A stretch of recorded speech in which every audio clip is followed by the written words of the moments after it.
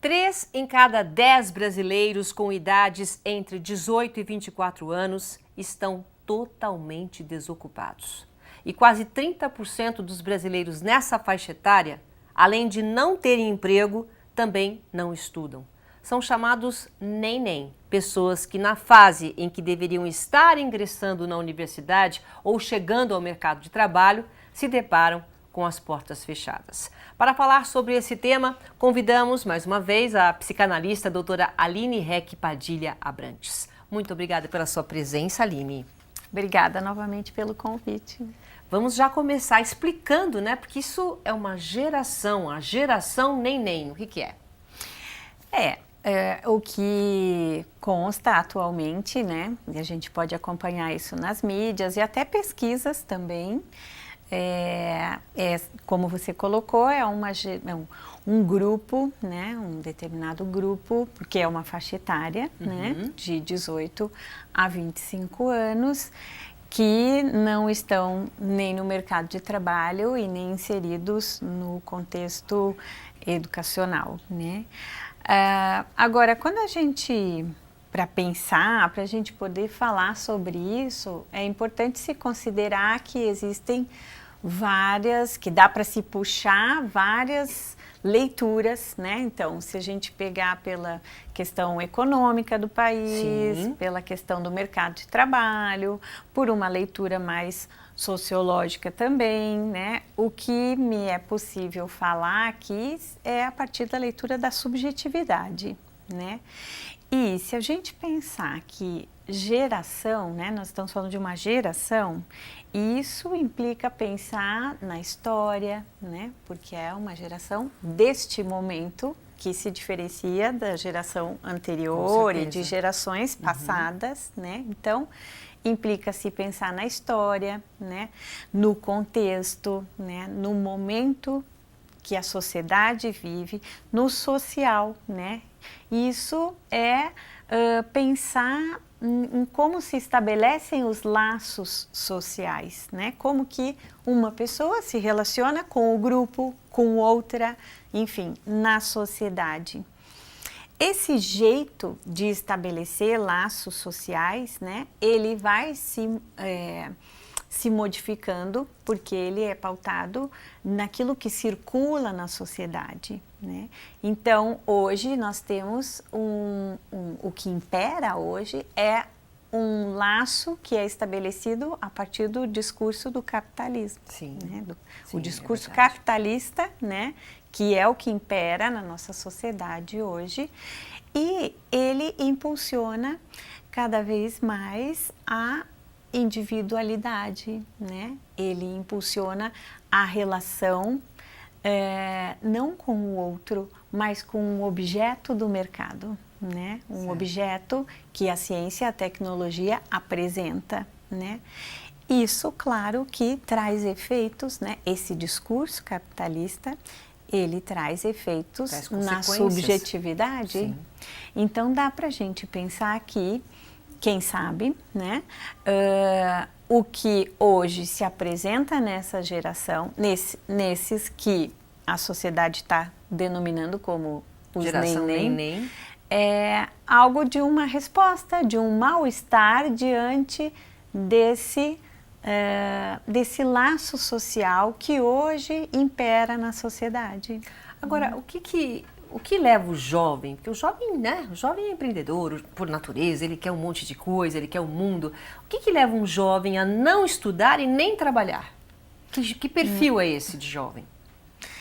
Não dá para se falar assim num perfil, né? Porque as razões podem ser as mais diversas, né? Nós estamos falando, existe um determinado número, sim, mas cada um tem o seu jeito muito particular, muito singular de se relacionar, né, com o grupo, de estar na sociedade, de se relacionar com o outro.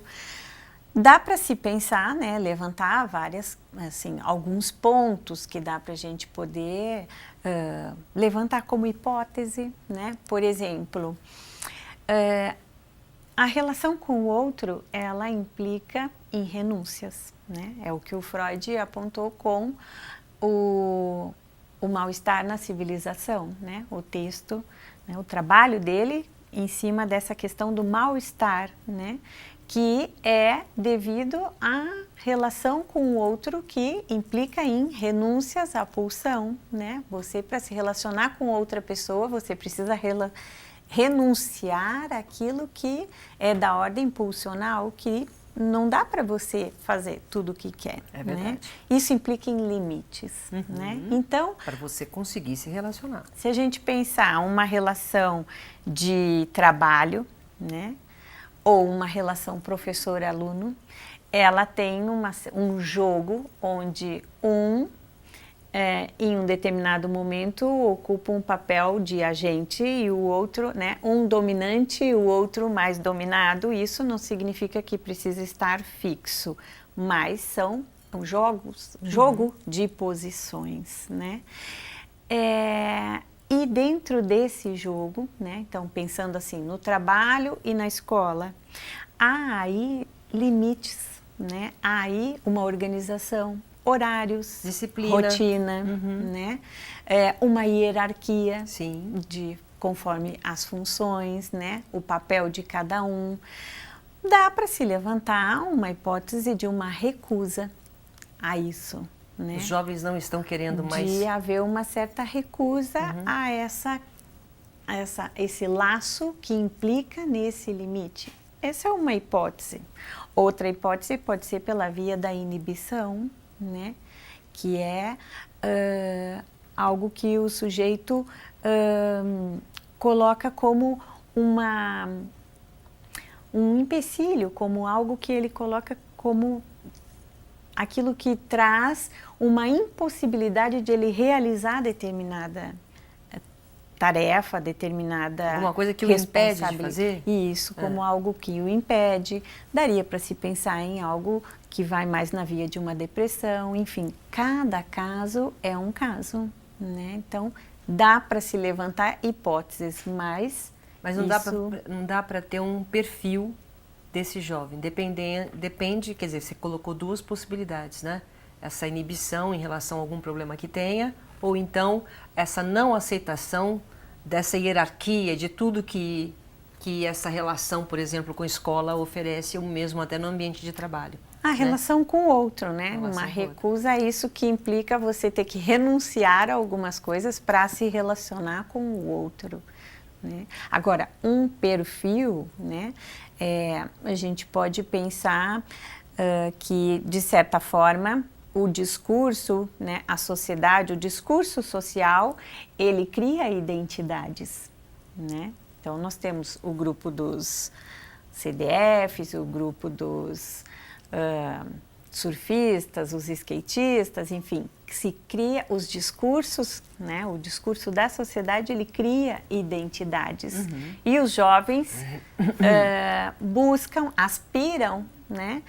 Fazer parte, né? Buscam esse espelhamento, né? Essa identidade. Dá para se pensar também que aí entra a questão própria da divisão do sujeito mesmo, que é aquele jovem que diz: eu gostaria muito de fazer parte daquele grupo, por exemplo, bem-sucedido, ou aquele grupo que está na universidade e que tem um sucesso também dentro da universidade, mas eu não consigo, né? Ele já se bloqueia de alguma forma. E, por outro lado, também há aquela posição de, bom, se é isso que demandam de mim, eu vou fazer uma posição contrária. Eu vou ser diferente disso que esperam. Eu sinto muito isso. Agora, é correto usarmos o termo nem, já que existem vários fatores que levam os jovens a estar nessa situação? Seria interessante até a gente explicar que o termo engloba vários perfis, né? Por exemplo, motivação interna, com participantes que não têm uma aspiração profissional ou intenção de voltar a estudar, pessoas que querem trabalhar ou estudar, mas não agem para isso que a gente acabou de falar, e um último grupo que quer voltar a trabalhar e estudar, mas enfrenta dificuldades externas. Quer dizer, é muita coisa, né? Tem vários fatores que fazem com que eles estejam sem trabalhar e sem estudar. Agora, criar esse rótulo, né? Geração neném. Pois é. É bem colocado isso, né? Para que se criar rótulos, né? Eu acho que mais que eles são vítimas, né? É próprio da humanidade, né? É como se dar um nome traz um certo apaziguamento, né? Traz uma certa calmaria, dá uma certa tranquilidade quando se cria um nome para denominar um comportamento que você mesma disse é uma situação Sim. de realidades diversas, Sim. né? Então nós estamos falando de jovens com situações financeiras diferentes, com raças diferentes, de culturas diferentes, porque não é só no Brasil, existem... É mundial, né, Aline? Tem reportagens que trazem, né, na Espanha, nos Estados Unidos, enfim. Então, criar um nome, rotular, como você disse, né, acho que é algo mais para trazer um certo apaziguamento, né, de, bom, já temos um nome, como se isso trouxesse também a solução, né, porque... É como se fossem separados, né, esse grupo é uma geração assim, né? Mas não se faz nada com isso, né, é um engano, como se dar um nome fosse resolver o problema, não resolve nada, né, porque é só... Então não é correto, né, você na sua opinião, você acha que não é correto, com tudo isso que eu coloquei, né, com tantas possibilidades e circunstâncias que fazem muitas vezes portas fechadas para o mercado de trabalho, ou às vezes ele sai, termina um curso e ele não consegue dentro daquilo, porque hoje em dia, quando se forma um médico, são muitos médicos, são muitos jornalistas, são todos muitos. Então eles ficam com o mercado de trabalho mais fechado, né? Então é difícil para essa geração. É um apagamento, é não considerar a singularidade de cada um, porque cada um tem uma história, né? Tem um jeito que é muito particular também de enfrentar a situação, de lidar com as situações da vida. Então, quando se cria um rótulo, você está desconsiderando isso, né? A própria história, aquele sujeito como singular. E eu acho, Aline, que os jovens de hoje, aí a gente está até terminando esse bloco, eles não estão aceitando imposições, na minha opinião. Eles olham, mesmo precisando trabalhar ou querendo uma universidade, eles estão num processo de autoconhecimento tão grande que eles já estão escolhendo o que eles querem fazer. Eu já acho assim, né? Essa neném aí é porque eu tô, olha, geração neném, eu tô esperando para ver para que lado que eu vou para não errar. Não sei se isso está certo ou não, mas nós vamos falar depois do intervalo, tá bom? Um instante só. Até já.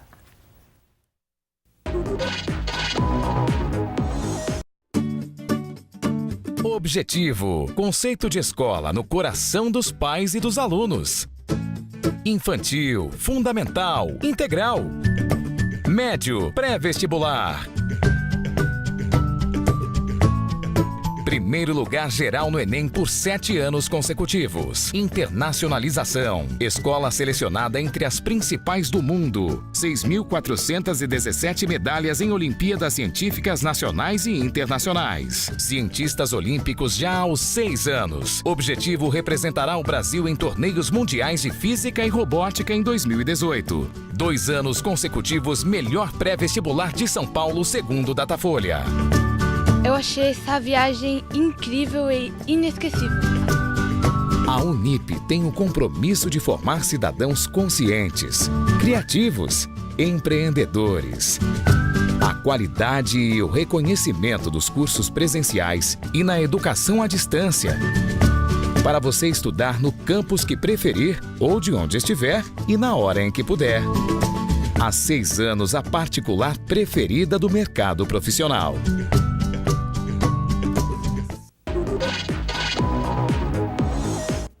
Estamos de volta, o Opinião Livre de hoje, conversando com a psicanalista, a doutora Aline Reck Abrantes.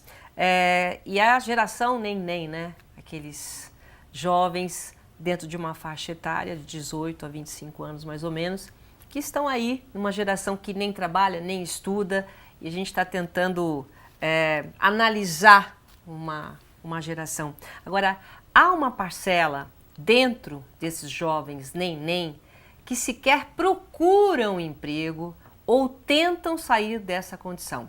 Eles ficam apáticos, em alguns casos chegam a se isolar. Por que isso ocorre? Existem jovens que de fato caem numa situação de uma inércia, né? Apáticos mesmo, né? Apáticos, inertes, assim, é uma paralisação, né? De um tédio prolongado, que aí a gente pode pensar até num estado depressivo, né? De algo que comumente se pensa assim, né? O que falta para esse jovem, né? Mas a questão aí é a falta da falta, né? É quando não se possibilita, não há a possibilidade de se desejar algo, né?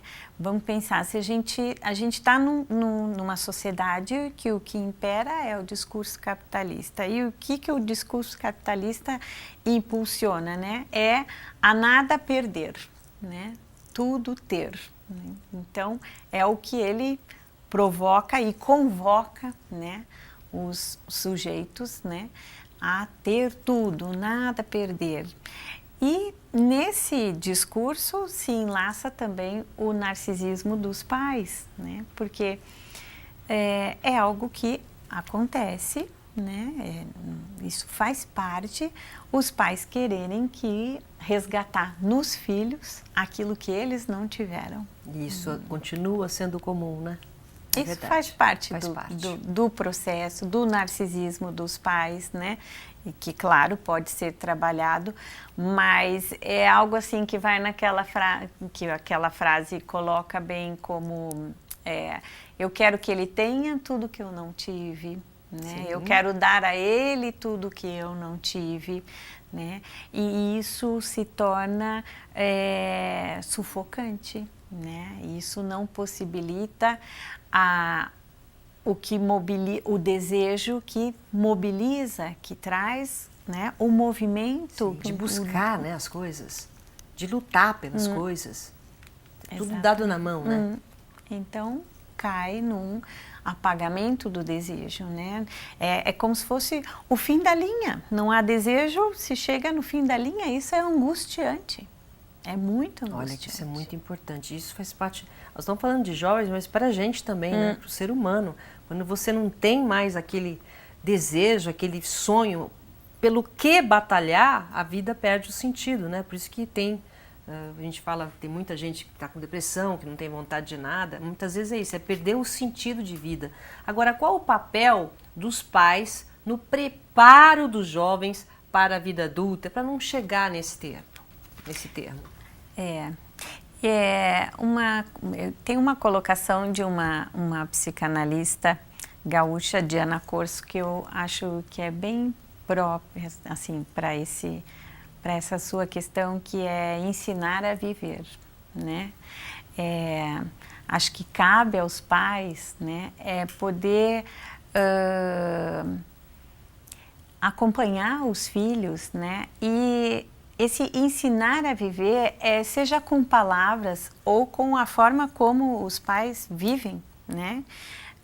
Que possibilitem que os filhos vejam, participem e vejam que errar faz parte, né? Que a gente fez e faz escolhas erradas, que a vida tem várias situações onde a gente se frustra, né?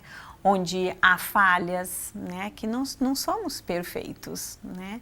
E que a vida adulta, né? Mesmo com todas essas dificuldades, ela vale a pena, né? Porque muitas vezes os pais ficam numa idealização, né? O que se escuta muito é uma idealização da juventude, né? Então é como se o que é colocado, né? Por exemplo, aproveita ao máximo essa fase que ela é maravilhosa e depois, né? Depois aí tudo muda, como se somente o período da juventude fosse um momento interessante, uma experiência legal de se viver na vida e que a fase adulta não fosse. Né? Valorizar a juventude em detrimento da fase adulta. Então isso também traz um certo estica, né? Prolonga a juventude, porque ninguém quer chegar lá na fase adulta. Deve ser horrível, né? Aproveita, porque depois você vai ter, né? É que nem falam para os casamentos também, aproveita a fase de solteiro, porque depois quando casar aí a pessoa não quer casar. Quanta gente que está em casa sem casar porque falam tanto isso, falam, nossa, eu não quero ir para esse inferno que deve ser o casamento. Então tem todo um efeito, né? Agora, Aline, o que pode ser feito assim de real mesmo, de dica para os pais que estão acompanhando a gente, para tentar combater essa situação, no sentido de estímulo, apoio, aproveitar as oportunidades? Qual que é o papel da gente, né, dos pais? Acho que uma geração tem muito a contribuir com outra, né? Porque colocar em pauta, né? Se conversar, falar, né? A fala, ela tem um efeito transformador, né? A conversar palavra mesmo, né? Quando você põe, né, na ordem do dia, assim, para se falar sobre as questões que acontecem, né? Os conflitos. E as gerações, né, a geração anterior, seja os pais ou os avós, eles já passaram por essa experiência, né? Parece que o que acontece muitas vezes, que eu observo na clínica, é como se o adulto, o pai, né, aquele pai, aquela mãe, esqueceu que um dia ele foi jovem. E que ele teve também conflitos, ele teve também escolhas muito erradas, ele fez besteiras, enfim. É como se recalcasse, né, essa fase da vida, justamente porque aquele jovem também teve muitos sonhos. E o adulto de hoje não realizou aqueles sonhos que o jovem teve. Então, de certa forma, retomar a sua juventude é ter que se haver com uma dívida de um ideal que lá construiu e que na fase adulta não realizou, não conseguiu realizar, né? Então, muitos pais recalcam e deixam de lado a juventude e se esquecem, né? Assim, realmente apagam isso. E aí, em relação ao filho, né, que está nesse momento, ele tem uma atitude como se não reconhecesse ali nada daquilo que ele também já viveu. Já viveu. Então, questionando, brigando. Não. Isso é importante, né, que não se esqueça porque cada adulto, né, seja um pai, um avô, um tio, traz, né, consigo algo que restou daquele jovem. E isso precisa ser lembrado. Quando se está com um jovem, quando se conversa com o jovem sobre as situações que ele está vivendo. Tentar ouvir mais, né? Ouvir. Mas dá para assim, isso também serve como um estímulo, né? A contribuição dos pais, dos avós, da experiência, para que o filho não chegue nesse ponto de estar nesse momento na geração neném. Quer dizer, essa contribuição da experiência, como é que ela pode ser feita? Assim, ouvindo, é isso? Conversando, ouvindo, né? O jovem também tem uma questão de que a juventude, ela não tem mais aquela proteção que a infância teve, né? Porque, de certa forma, a sociedade atual, os pais atualmente protegem bastante a infância, né? Protege da tristeza, protege das situações que vão trazer algum efeito que consideram negativo, enfim, o sofrimento. A infância está muito protegida, a juventude não, né? O jovem, ele tem que se virar. Então, também tem esse ponto, que é uma mudança radical, né? E que o jovem já vê a realidade como ela é e tem que se virar com ela, né? Então, isso também acho que é algo que é importante, é acompanhar esse processo, porque entre a infância e a juventude tem a adolescência, que é um momento muito importante, né? Então, poder ir acompanhando, né? E acompanhar, quero dizer, é estar ao lado, acolher, conversar, participar, enfim, ouvir. E deixar ter a frustração, né? Claro, Não que tentar tenha as impedir isso, né? experiências. É importante que se tenha as experiências, sejam elas positivas, negativas, enfim, faz parte da vida. Isso é muito importante. E assim, nós somos culpados ou essa geração é uma realidade produto do meio em que estamos vivendo? É claro que a gente não dá para se negar, né? A realidade, como eu coloquei, a sociedade atual, ela atravessa a subjetividade, né? Então, assim, o social, o que se vive na sociedade, seja os costumes, as ideias, tudo que é transmitido, né, com os discursos na sociedade, isso atravessa a subjetividade. Então, é claro que tem, sim, né, influências, tem efeitos, né, mas culpados, não há culpados, né, há as escolhas dos sujeitos, dos jovens, cada um com a sua escolha, né? Há responsáveis, o jovem precisa se responsabilizar pelas próprias escolhas. Ai, mas a gente se sente culpado, Aline. Os pais se sentem culpados das escolhas erradas dos filhos, infelizmente, não é? Ou não? Mas por quê, né? Então nós não somos culpados. Nessa pergunta, nós somos culpados ou essa geração é uma realidade do produto do meio em que estamos vivendo? Nós não somos culpados, então. Os pais culpados, acho que não existem culpados, nem os próprios jovens, nem os pais. Existem responsáveis. Cada sujeito é responsável por aquilo que ele faz. Então, no caso, essa geração neném, para a gente finalizar, é uma geração mais... é um produto do meio em que estamos vivendo. Não tem nada a ver com a educação que ele teve, com a forma como ele foi criado. Acho que é uma relação das duas coisas, né? Tanto do que é transmitido de geração em geração, né? Que é o que estava colocando antes, como o que se vive atualmente. Mas a questão é, culpados não fica como questão, né? Por que culpados? Se o sujeito faz a sua escolha, ele é responsável pela escolha que ele faz. É de responsabilidade dele. Não é uma culpa dele ou de outro. E o meio também ajuda e muito, né? O que essa situação de hoje que a gente está vivendo. Eu acho que essa geração, é o que você falou uma frase, é uma geração que tem tudo, mas ao mesmo tempo ela sabe onde tem que ir, mas não consegue ir, é isso que você falou? Estava colocando antes para você, porque essa é uma geração que ela sabe o que não quer, mas isso não significa que ela saiba o que quer. É impressionante, eles sabem o que não querem, mas isso não significa que já saibam o caminho. Então, e a gente tem que estar sempre por perto, sempre ajudando, né? O pai em todas as fases, acho que é só para cuidar do pequenininho, não. Tem que estar ali, ó, toda hora, pode ser que idade for. Minha mãe até hoje cuida de mim.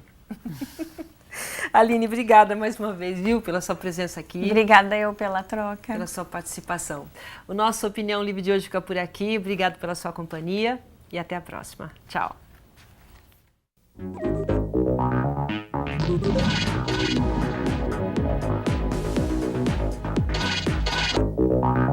Universidade Paulista Unip é a preferida do mercado de trabalho. 5 anos consecutivos, ranking universitário confirma. Unip é a universidade particular preferida dos que contratam em todo o Brasil. Unip, qualidade e empregabilidade realmente comprovadas.